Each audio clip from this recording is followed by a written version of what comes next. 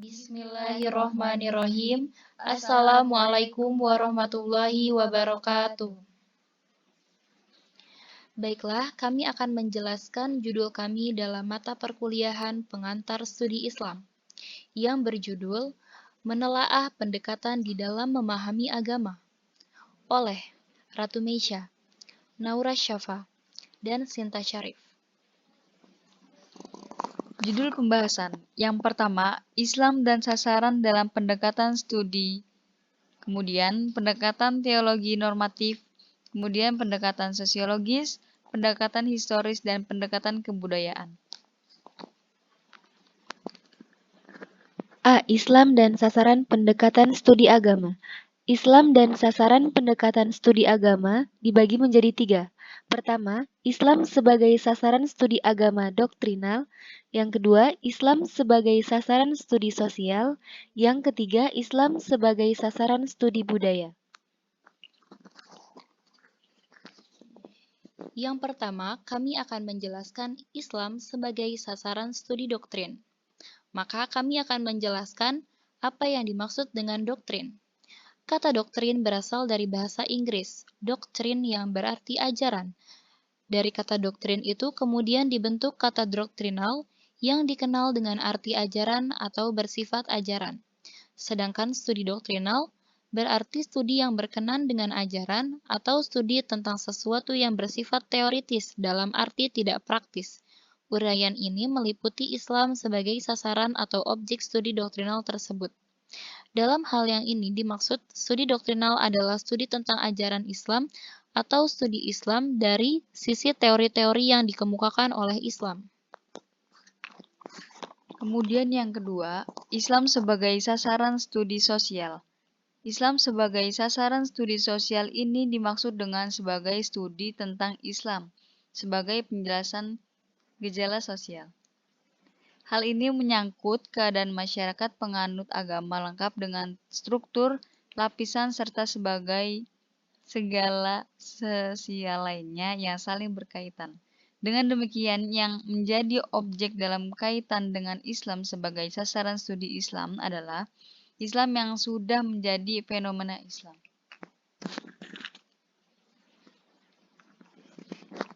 Yang ketiga, Islam sebagai sasaran studi budaya. Untuk memahami suatu agama, khususnya Islam harus melalui 2 model, yaitu tekstual dan konstektual. Tekstual artinya memahami Islam melalui wahyu yang berupa kitab suci. Sedangkan konstektual memahami Islam lewat realitas sosial yang berupa perilaku masyarakat yang memerlukan agama. Studi budaya digunakan secara penelitian yang diatur aturan kebudayaan yang bersangkutan. Kebudayaan merupakan keseluruhan pengetahuan yang dimiliki manusia sebagai makhluk sosial yang isinya adalah perangkat model pengetahuan yang secara selektif untuk memahami lingkungan yang dihadapi dan untuk menciptakan tindakan yang diperlukan.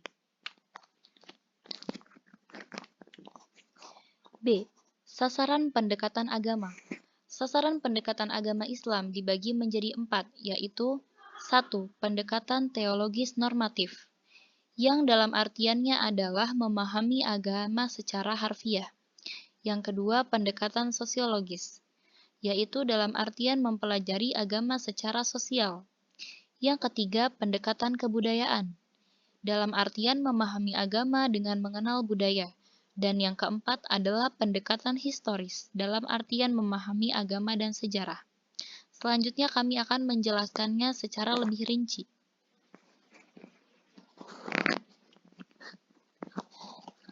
Yang pertama, pendekatan teologi normatif, yang diartikan sebagai upaya memahami agama dengan menggunakan kerangka ilmu ketuhanan yang bertolak dari suatu keyakinan bahwa wujud empirik dari suatu keagamaan yang paling benar dibandingkan dengan yang lainnya.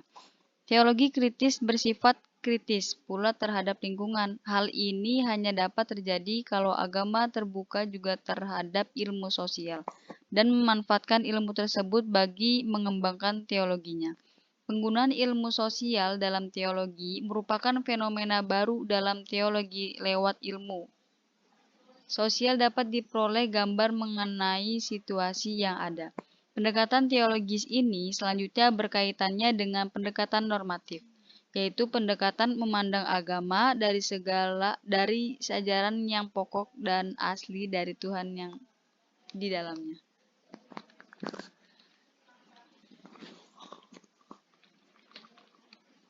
Yang kedua, pendekatan sosiologis.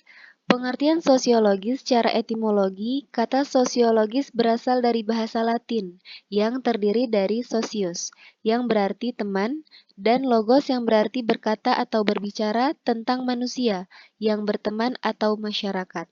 Sedangkan secara terminologi, sosiologi adalah ilmu yang mempelajari struktur sosial dan proses sosial termasuk perubahan sosial. Adapun objek sosiologi adalah masyarakat yang dilihat dari sudut hubungan antara manusia dan proses yang timbul dari hubungan manusia dalam masyarakat. Tujuannya adalah meningkatkan daya kemampuan manusia dalam menyesuaikan diri dengan lingkungan hidupnya. Jadi, dalam seorang sosiologis, agama bertugas meneliti tentang bagaimana tata cara masyarakat, kebudayaan, dan pribadi yang mempengaruhi mereka. Agama sebagai gejala sosial berlandaskan pada konsep sosiologi, yaitu kajian terkait interaksi antara sesama pemeluk agama atau satu pemeluk agama dengan pemeluk agama lainnya. Namun, sosiologi agama tidak hanya fokus terhadap interaksi timbal balik, akan tetapi ada pada pengaruh agama terhadap tingkah laku masyarakat. Maka, kajian sosiologi memiliki artian bagaimana agama sebagai sistem nilai yang mempengaruhi tingkah laku masyarakat. 3. Pendekatan historis. Istilah sejarah berasal dari bahasa Arab, sajaroh, yang artinya pohon. Istilah ini berkaitan dengan kenyataan bahwa sejarah menyangkut tentang sajarat al-nasab, pohon genealogis yang dalam masa disebut sejarah keluarga, family history, atau kata kerja sejarah juga punya arti to happen, to accurate, and to develop. Secara terminologis dapat diartikan sebagai usaha sadar dan sistematis untuk mengetahui dan memahami serta membahas secara mendalam hal-hal yang berhubungan dengan agama Islam, baik berhubungan dengan ajaran, sejarah, maupun praktik-praktik pelaksanaannya secara nyata dalam kehidupan sehari-hari sepanjang sejarahnya. Pemahaman yang keluar dari konteks historis dapat juga menyesatkan. Maka seseorang yang ingin memahami Al-Quran secara benar, misalnya, yang bersangkutan harus memahami sejarah turunnya Al-Quran, atau kejadian-kejadian yang mengiringi turunnya Al-Quran secara selanjutnya disebut dengan ilmu Asbabun Nuzul. Dengan pendekatan historis ini diharapkan seseorang mampu memahami nilai sejarah adanya Islam, sehingga terbentuk manusia yang sadar akan historisitas keberadaan Islam dan mampu memahami nilai-nilai yang terkandung di dalamnya. Kemudian, pendekatan kebudayaan. Secara etimologis, kata kebudayaan berasal dari bahasa Sanskerta budaya, yang merupakan bentuk plural dari budi yang berarti budi atau akal. Dalam bahasa asing, kebudayaan disebut culture yang berasal dari bahasa Latin colere yang berarti mengolah, mengerjakan, dan terutama berhubungan dengan tanah. Dan secara umum, kebudayaan dapat diartikan sebagai segala sesuatu yang dihasilkan oleh akal budi atau pikiran manusia dengan tujuan mengolah tanah atau tempat tinggalnya. Kebudayaan sebagai salah satu pendekatan dalam memahami agama dengan melihat wujud agama pada tataran empiris atau wujud praktek keagamaan yang tumbuh dan berkembang dalam suatu masyarakat. Praktek agama yang terdapat dalam masyarakat penganutnya sumber agama yaitu wahyu dan penalaran. Salah satunya membaca kitab fikih yang merupakan manifestasi dari teks Al-Quran maupun hadis, sudah melibatkan sumber kemampuan manusia. Dengan demikian, agama menjadi membudaya di masyarakat yang merupakan contoh dari hasil manifestasi kebudayaan agama Islam yaitu Al-Quran maupun hadis.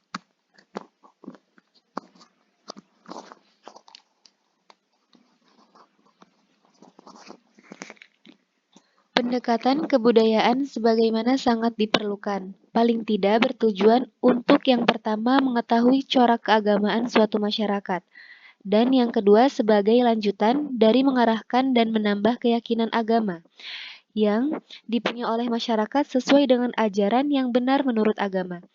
Jika ternyata dalam masyarakat tersebut belum mengamalkan agama secara benar, tanpa harus menimbulkan pertentangan. Salah satu contoh budaya yang menjumpai budaya-budaya yang berintegrasi dengan unsur agama, seperti budaya berpakaian, bergaul, dan sebagainya. Sebagai contoh, masjid, sajadah, peci, sarung adalah produk budaya.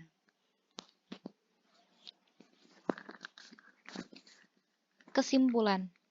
Maka kesimpulan yang dapat kita ambil dari penjelasan yang sudah kami jelaskan adalah selama ini umat Islam banyak memahami agama hanya melalui pendekatan secara teologis normatif, tanpa dilengkapi dengan pendekatan lain, sehingga agama hanya dijadikan sekedar lambang kesolehan yang mengklaim dirinya sebagai yang paling benar dan memandang paham orang lain. Tetapi sebaliknya, jika umat Islam dalam memahami agama menggunakan pendekatan teologis yang dilengkapi dengan psikologis, historis, pendekatan filosofis, yang secara operasional konseptual dapat memberikan jawaban terhadap masalah yang timbul. Melalui pendekatan sosiologis, agama akan dapat dipahami dengan mudah karena agama sendiri diturunkan untuk kepentingan sosial. Sebagai objek studi Islam harus didekati dari berbagai aspeknya dengan menggunakan multidisiplin ilmu pengetahuan. Salah satunya yaitu dengan pendekatan sejarah agar dapat memahami tentang Islam dengan benar. Mungkin sekian penjelasan dari kami. Terima kasih. Wassalamualaikum warahmatullahi wabarakatuh.